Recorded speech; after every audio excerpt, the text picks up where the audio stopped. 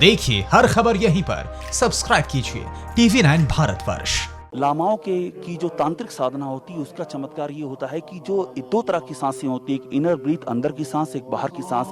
बाहर की सांस खत्म हो जाने के बाद, यानी जिसे कि हम कहते हैं मृत्यु होने के बाद भी लामा जो तंत्र साधना जानती है वो 40 दिन तक वो उनकी अंदर की सांस चलती रहती है, वो जीवित रहते हैं। मैक्सिमम 49 दिन तक का रिकॉर्ड है लामाओं के जीवित रहने का। ये कैसा रहस्य था, ये कैसे मुमकिन था कि मौत के बाद भी कोई 49 दिनों तक जिंदा रहे। यहाँ सब कुछ अजीब था।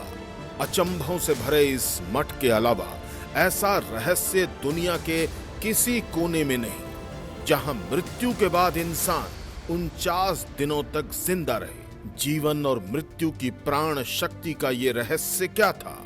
क्या ये सिर्फ मठ और लामा लोग की आस्था भर थी? अगर थी तो ऐसा क्यों है कि लामाओं की इस शक्ति का जिक्र सुनकर चीन थर्रा उठता है?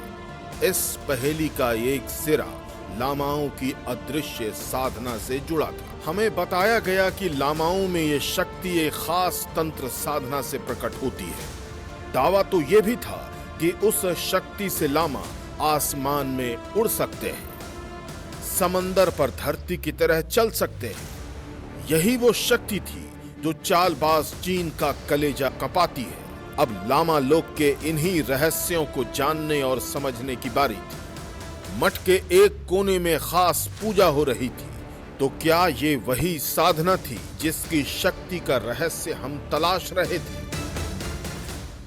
तिब्बती बौद्ध भारत के साथ हैं, भारतीय सेना के साथ हैं और पूरी तरह से उनकी निष्ठा जो है इस मातृभूमि के प्रति है। उसका एक ये जो उदाहरण है, ये प्रार्थना हो रही है, इसे जानचुक मोलम कहते हैं। जो भारतीय सैनिकों की शहादत हुई है, भारतीय सैनिकों की, उन 20 भारतीय जवानों की शहादत पर उनकी शांति के लिए, उनकी आत्मा की यहाँ पर प्रार्थना हो रही है। लेह के लामाओं का दिल हिंदुस्तानी है। वतन परस्त लामाओं की रहस्यमयी दुनिया का सच सामने आता।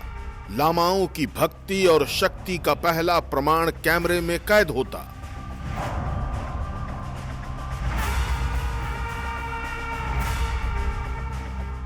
मठ में लामा चीन के फरेब से शहीद हुए 20 भारतीय जवानों के लिए खास पूजा कर रहे थे, जिसे मोलुम कहते हैं। हैरानी इसमें नहीं थी, अचंभित करने वाला किस्सा यह था कि लामा इस पूजा से घायल भारतीय जवानों के जख्म फौरन भरने का दावा कर रहे थे।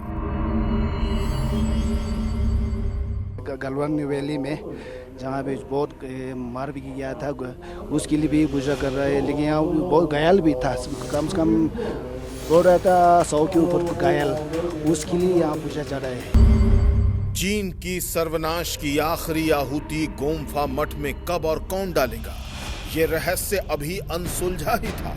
चीन से लामा नफरत क्यों करते हैं, इसकी कड़ी साल 1959 से जुड़ी है, जिसके ठीक 3 साल बाद चिढ़कर चीन ने भारत से सबसे बड़ा धोखा किया।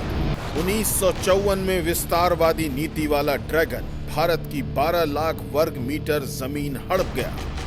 मार्च 1959 में जब दलाई लामा चीन से भागकर भारत आए तो उन्हें मिले स्वागत सम्मान से चीन के बड़े नेता माओ जेडोंग भड़क गए। दोनों देशों के बीच तनाव तब और बढ़ा। हालात ठीक ऐसे थे जैसा आज LAC पर है। भारत को 62 का धोखा मिला, लेकिन आज तक चीन लामाओं का बाल भी बांका नहीं कर पाया। उल्टा लामाओं की अखंड साधना से चीन की हार कैसे तय है, ये किस्सा भी चौंकाने वाला है।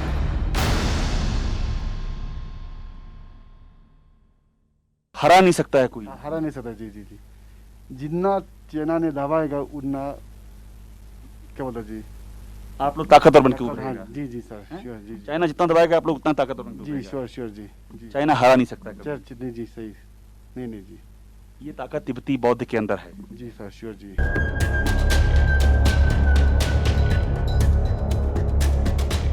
खैर, अब उस रहस्य को समझने और करीब से जानने की बारी थी, जिससे बौद्ध मठ में देवलोक की शक्तियां साक्षात प्रकट होने के दावे थे।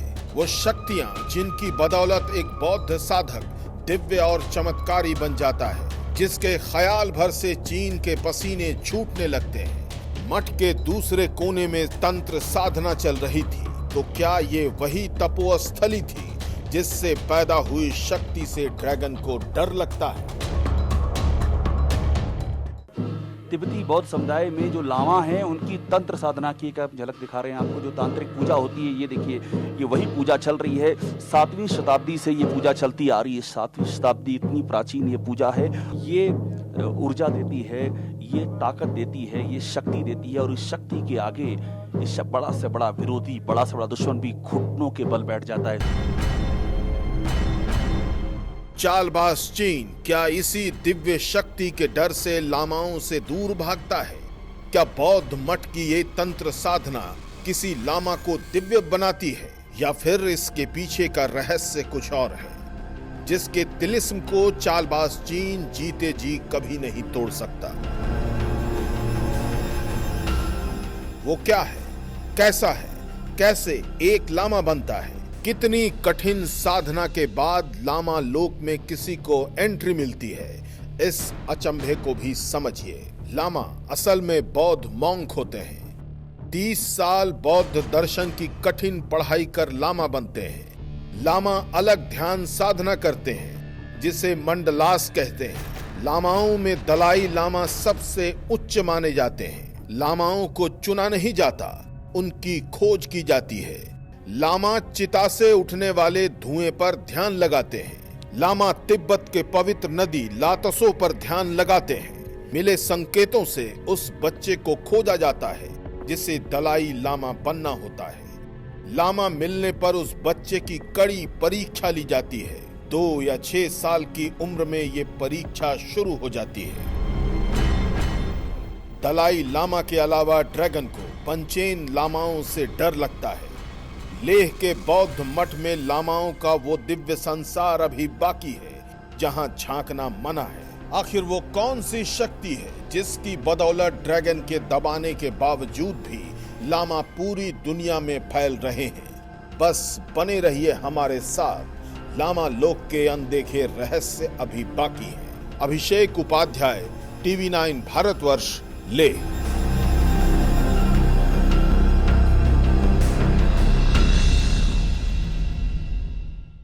न्यूज टॉप 9 रोज सुबह 7 बजे और शाम 7 बजे सिर्फ TV9 भारतवर्ष पर।